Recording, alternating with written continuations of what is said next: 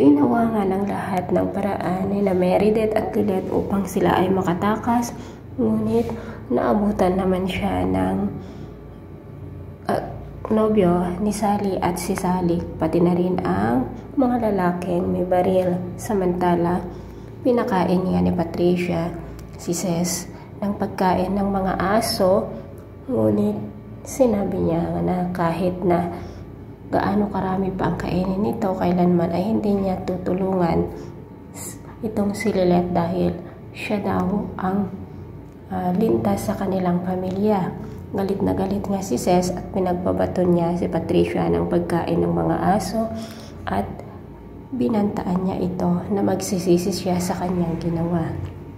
Samantala, pumunta naman sa presinto si Ira upang sa ganun nga ay sabihin sa mga pulis na meron na silang 2 milyon para tubusin ang kanyang mami na si Meredith dito sa mga kidnappers, at dito nga gagawa ng hakbang ang mga pulis para sa ganun ay mailigtas ang dalawa at nalaman nga ni Patricia ang plano ng mga pulis.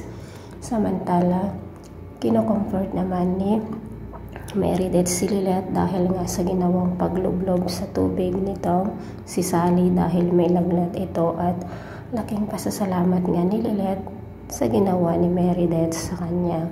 Samantala, pinuntahan nga ni Patricia si Ira at sinabi nga niya dito na kapag makuha na nga ng mga kidnappers ang pera para sa kanyang mami, ay sabihin niya daw dito na maiwan na lang doon si Lilet para sa ganon ay makapaghiganti daw si Ira dito sa kay Lilet.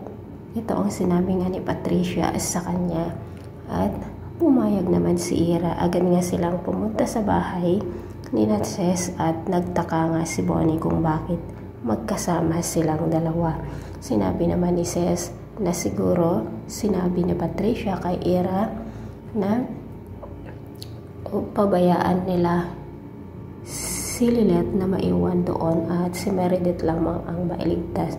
Sa pagkakataong ito mga kapuso, mayroong tubo na hawak ni Lilet at Meredith upang sa ganun nga ay tuluyan nga silang makatakas. So abangan po natin bukas kung makakatakas na nga po ang dalawa na hindi nila alam na mag-ina sila. Thanks for watching. Bye-bye.